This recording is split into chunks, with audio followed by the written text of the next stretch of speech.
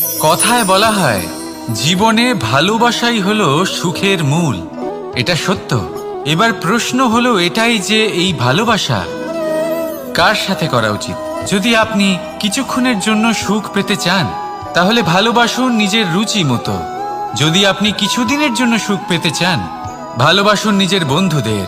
যদি আপনি কয়েক মাসের জন্য, কয়েক বছর বা অনেক বছরের জন্য সুখী হতে চান তাহলে ভালোবাসুন নিজের পরিবারকে, মাতা পিতা, নিজের সন্তান, স্বামী স্ত্রী, নিজের আত্মীয়দের।